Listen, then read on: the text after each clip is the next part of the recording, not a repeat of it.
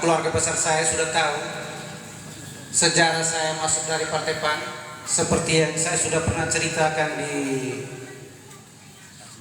Anek waktu itu. Saya di PAN sebagai sekretaris untuk DPD dan ketuanya Adima. Kenapa saya harus maju di Partai PAN ini untuk caleg di Dapil 1? Karena saya melihat dari ini, khususnya keluarga saya di Mbai 2 ini, semenjak Kabupaten Nagekio terbentuk, belum ada dari keluarga besar dari Mbai 2 yang menjadi DPR.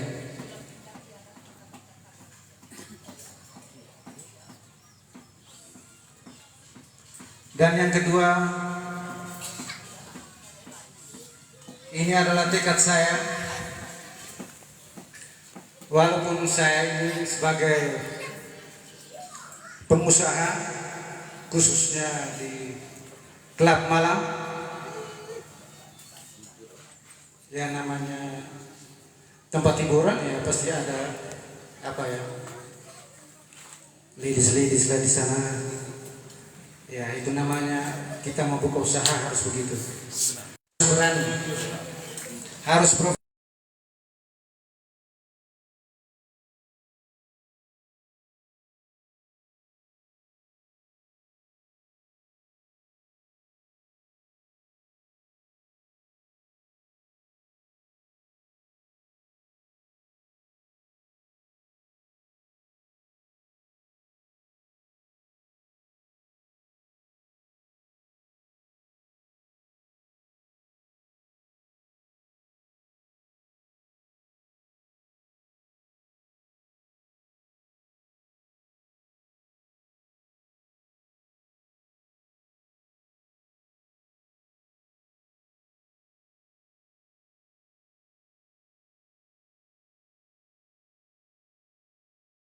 saudara-saudara saya membutuhkan pekerjaan.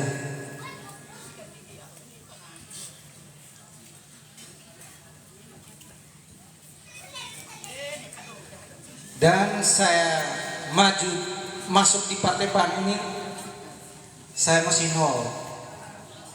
Istilahnya saya belum pernah mengerti politik. Saya belum tahu politik seperti apa. Dan ternyata setelah saya belajar berpolitik, ya begini sudah. Banyaknya dengan tipu-tipu juga. Iya. Dan dulu sebelum saya maju, banyak sekali dukungan untuk saya. Teman-teman saya, teman-teman minum saya, banyak memberikan dukungan kepada saya. Tetapi setelah saya menyatakan diri untuk maju, dalam perkembangan, dalam perjalanan, banyak yang mulai mengundurkan diri. Ya saya tidak tahu kenapa. Tapi itulah seni berpolitik. Saya baru tahu bahwa seninya berpolitik seperti begitu. Bahwa tidak selamanya kita berteman, kita akrab, di saat kita maju dia harus mendukung kita. Tidak seperti itu yang saya hadapi dalam perjalanan politik selama ini. Jadi untuk itu saya tidak memperpanjang kata lagi.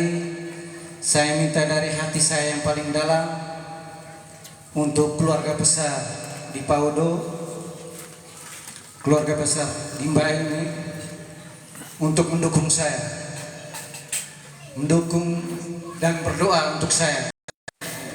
Bukan cuma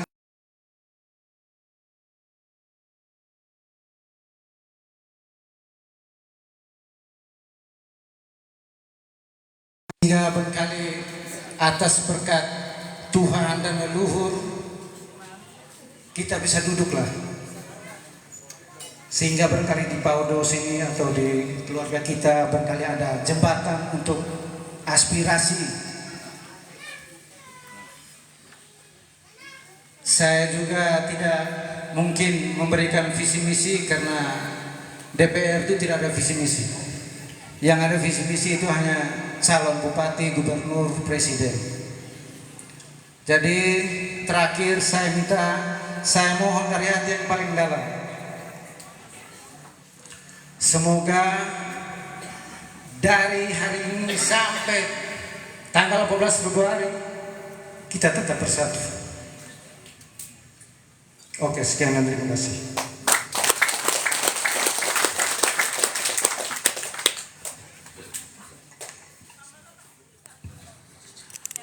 Mari kita beri aplaus untuk Kafor. Ini memang kalau lama di Bali itu biasanya tidak lama-lama omongnya, langsung eksekusi. Dan hari ini Bapak Mama ke depan jangan ajak kita untuk pilih pemimpin yang tidak terlalu banyak omong, yang tidak terlalu banyak konsep, tidak terlalu banyak janji dan segala macam, tetapi bagaimana dia peka melihat ya. Kafor ini masuk dalam kelompok realis, pragmatis ya. Dia tahu apa yang tidak kita bicarakan ya. Dia tidak perlu dengar, harus kita sampaikan. Itu kalau Kak Ito dulu masih ada tanya, saya lupa slogannya itu ya.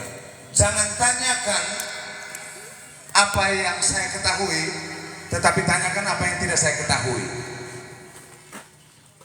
Jadi terima kasih banyak Kafor. Mohon dukungan dari kita semua, mohon doa, mohon restu, dan juga seperti Kafor omong tadi dengan coblos juga. 14 Februari kita pastikan bahwa kita semua yang ada di sini bersuka cita, bergembira karena seluruh rangkaian proses yang kita buat, rencana-rencana kita, kerja-kerja politik kita akan sampai pada muara, yaitu menang. Tidak ada orang yang bekerja untuk tidak menang. Oleh karena itu kita selalu mendukung Kafor dan kita percaya bahwa bulan Februari ini bulan penuh rahmat, bulan baik untuk Kafor. Setuju Bapak Mama ya? Setuju atau tidak? Oke, keluarga yang masih menikmati santap siang silakan dilanjutkan. Yang sudah selesai kita boleh bergabung di depan. Selanjutnya Bapak Mama sekalian,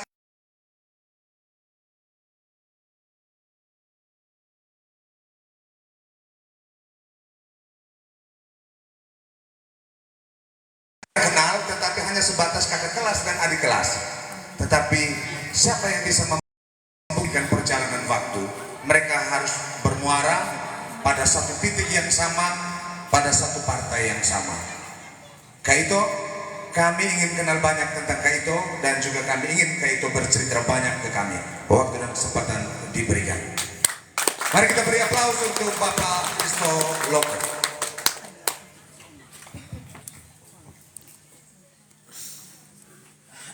Selamat sore dan salam sejahtera untuk kita semua.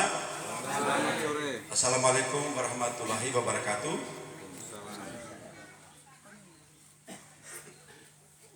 Yang saya hormati, saya kasihi Bapak Mama, Om Tanta, kakak adik semua yang berkesempatan hadir hari ini. Orang tua saya, Bapak Lambert, mewakili para orang tua, para sepuh tokoh dari keluarga besar saudaraku saudaraku Fortunatus Naga yang sehari-hari saya panggil Ejafor, yang sangat saya hormati, saya banggakan.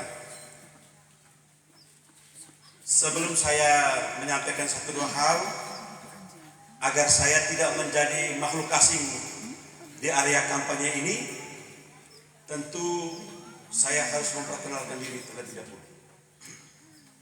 Nama lengkap saya Christophorus Loko. Di belakangnya itu ada gelar S.Phil karena saya menyelesaikan sekolah di Sekolah Tinggi Filsafat Katolik Ledalero.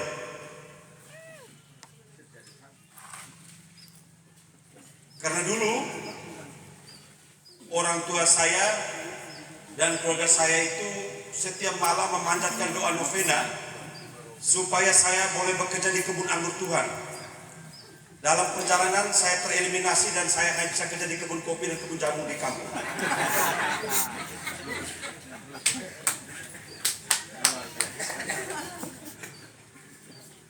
Saya ini anak kampung dari Riung, gitu yang tetangga. Saya ini orang Riung, hanya bukan Riung untuk sambil mau balik dekat-dekat ini. Saya Riung di perbatasan Manggarai Timur di Lindi. Saya ini orang Lindi. Dulu sekolah di Seminari Mataloko, ya SD di kampung di Lindi, sekolah di Pejara, Seminari Mataloko. Ini adik kelas saya di Seminari.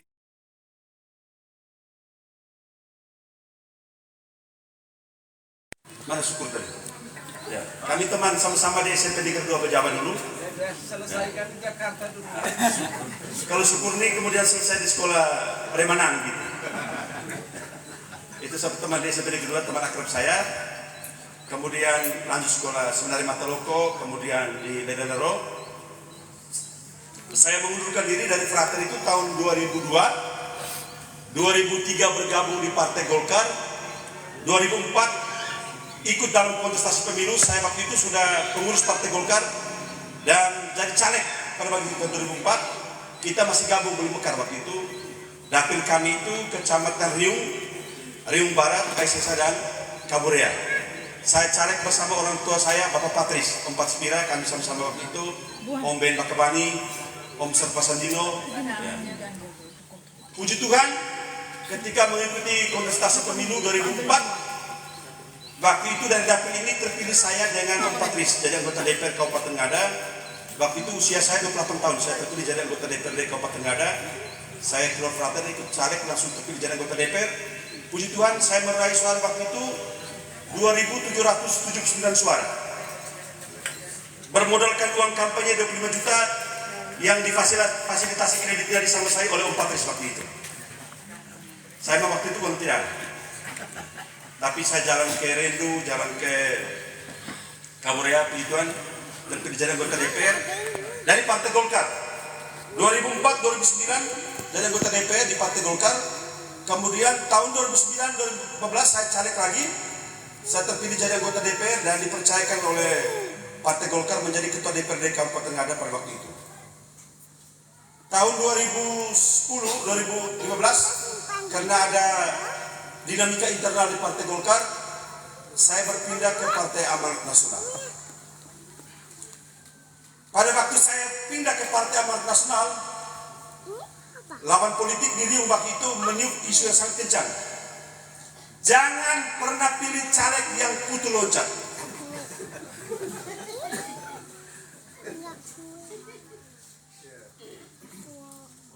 Di semua tempat, di semua kampung di wilayah Riung itu dikampanyekan oleh lawan politik saya, para caleg-caleg itu, Bapak Mama jangan pernah pilih caleg yang kutu loncat. Waktu itu saya di penjara aman-aman saja. Ketika isu itu berkembus makin kencang, 3 minggu menjelang hari kampanye, saya turun dari desa ke desa di seluruh wilayah Kecamatan Barat. Saya balikan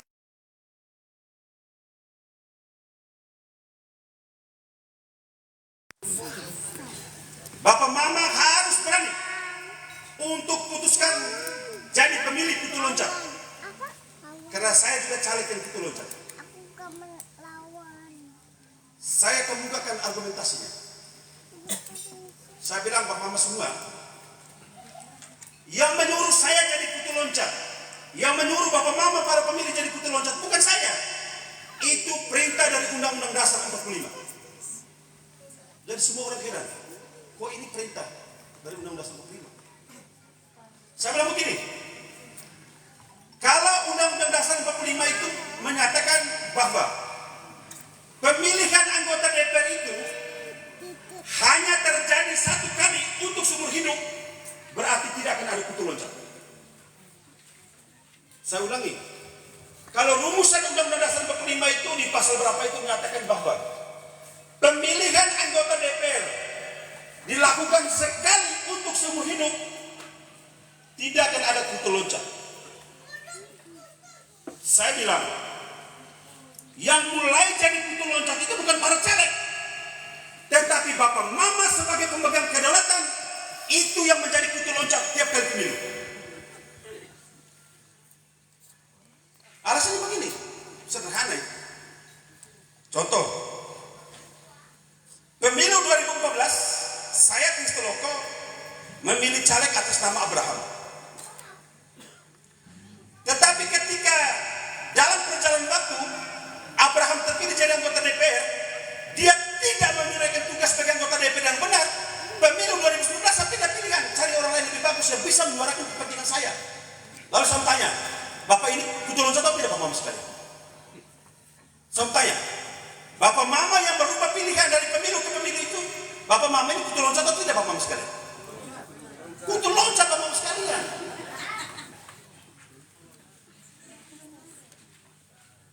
Yang kedua, untuk saya sendiri, saya berpindah partai karena saya tidak dicalonkan oleh Partai Golkar pada waktu itu.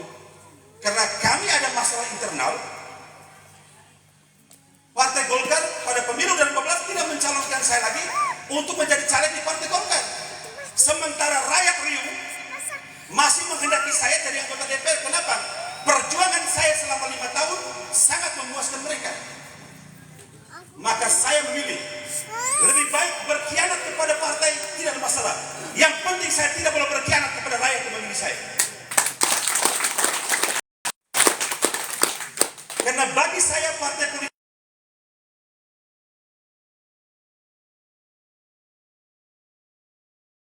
karena pemegang kedaulatan yang memberikan mandat kepada saya adalah rakyat. Partai politik adalah sarana perjuangan. Maka waktu itu terbangunlah komitmen di seluruh wilayah Riau Barat. Pak itu, kau biar pandai pindah partai bola. Mau partai apa saja kau, kami tetap ada di situ. Terbukti di partai di Riau Barat, ketika saya pindah partai, yang pilih Golkar tinggal 25 suara, yang lain lari ke Paris semua Bapak sekalian. Waktu itu semua orang memprediksikan Kristoloko ini kalau dia pindah partai, dia jadi kutu loncat, berarti suaranya turun. Ternyata begitu saya pindah partai ke PAN, saya punya suara bukan turun, tambah lagi jadi 2.800 Bapak sekalian. Kenapa? Dalam hidup berpolitik ada for dan kita semua, meja for. Yang tidak pernah boleh kita khianati adalah rakyat yang memberikan mandat kepada kita. Alat perjuangan politik kalau ada kondisi tertentu, dinamika bisa berubah. Tetapi amanat rakyat yang diberikan kepada kita, itu yang tidak boleh kita khianati. Itu harga mati.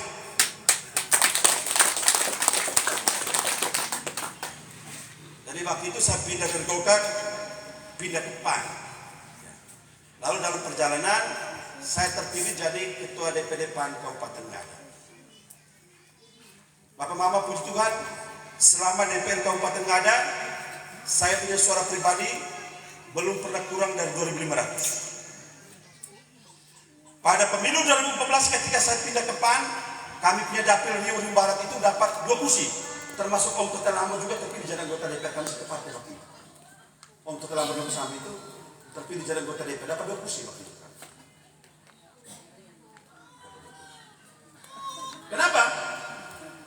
Saya tetap konsisten mempertahankan prinsip politik saya. Amanat rakyat, mandat rakyat, kita balas dengan kerja-kerja politik yang membuat rakyat merasa puas, terlayani kebutuhan dan aspirasinya. Tidak boleh kita khianati. Sedangkan urusan lain itu tergantung kepada dinamika politik yang berkembang. Dan pada pilkada kemarin 2019 Bapak Mama, saya putuskan tidak caleg lagi karena saya mau maju pilkada pada waktu kemarin. Saya mendorong adik kandung saya, adik kedua saya dan bungsu, selesai kuliah dan floor, dan beliau juga terpilih jadi anggota DPR dari PAN hari ini. Hari ini sebagai ketua fraksi PAN Kabupaten Ngada. Namanya Yohanes Don Bosco Pono. Kalau kita menunjukkan kinerja yang baik, kita tidak berkhianat kepada rakyat.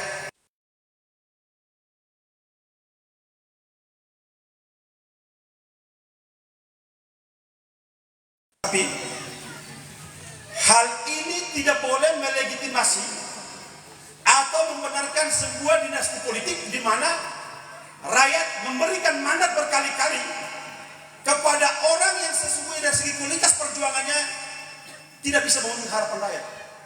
Karena faktor perasaan terima bansos lah, faktor perasaan terima telur ayam, faktor perasaan kena macam-macam itu. Lalu rakyat memberikan mandat berkali-kali sehingga ada anggota DPR yang sampai 3 periode, meskipun kualitas kinerjanya, meskipun kita jarang mendengarkan suaranya itu bergaung di gedung dewan yang terhormat. Kalau rakyat mengevaluasi, rakyat menilai bahwa kinerjanya itu tidak memenuhi harapan masyarakat, ketika ada persoalan rakyat, ada kebutuhan rakyat, dia diam diri, membuka dan tidak pernah bicara. Menurut saya, hari ini rakyat harus putuskan, banting setir dan rubah haluan. Pilih orang baru yang memenuhi harapan rakyat. Dan menurut saya punya saudara, Pak Ida Fornaga siap untuk wakil Bapak Mama sekalian. Ada yang bilang, Pak itu, saya jalan-jalan, ya, sekarang ini selain sebagai ketua DPD PAN, saya dipercayakan oleh Dewan Pimpinan Pusat Partai Amanat Nasional sebagai koordinator pemenangan pemilu PAN wilayah Flores bagian tengah, itu dapil 5 ini. Dan saya baru minggu lalu ke Mamere, ke ND, sambil berkampanye, sambil memonitor pergerakan para caleg di seluruh dapil 5 ini. Saya datang ke Bai, saya melakukan survei sederhana, saya tanya, Pak Mama, kalau caleg ini dari PAN mau pilih siapa? Sebut-sebut nama, terus saya tanya, kalau saudara saya For, oh Pak itu, For itu pengusaha hiburan. Kalau hiburan itu urusan cewek-cewek lah, minum mabuk lah, macam-macam, reman-reman sedikit. Ya saya lurus daripada saya sembunyi-sembunyi. Ya.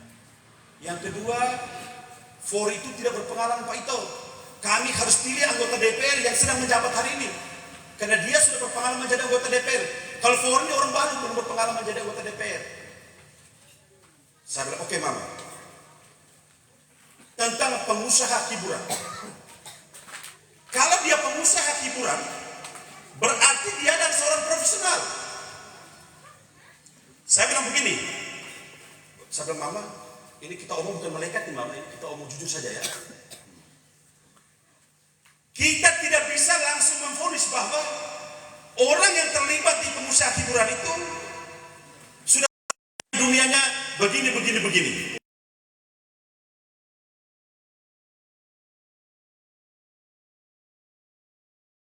Orang bersih, orang suci. Hari ini banyak sekali pencuri di malam hari. Banyak sekali yang lompat pagar juga. Banyak sekali yang juga lompat dari jendela juga. Lebih baik saudara saya For, dia bekerja secara profesional di sebuah industri hiburan. Karena itu sangat mendukung pertumbuhan dan perkembangan pariwisata di sebuah daerah. Kita ke Jakarta, ke Bali, di Bandung, mana-mana, memang itu sudah menjadi tuntutan di sebuah era baru. Tapi kita tidak bisa memvonis, oh kalau pengusaha hiburan berarti dia jauh lebih hitam dari saya putih. Dia itu berdosa, saya ini suci. Belum tentu. Ini sebuah kerja yang profesional. Nah, kerja profesional itu ada undang-undang, ada aturannya. Yang kedua, soal berpengalaman dan tidak berpengalaman di politik. Kalau kita katakan bahwa memilih orang mesti yang sudah punya pengalaman, berarti yang anggota DPR kali ini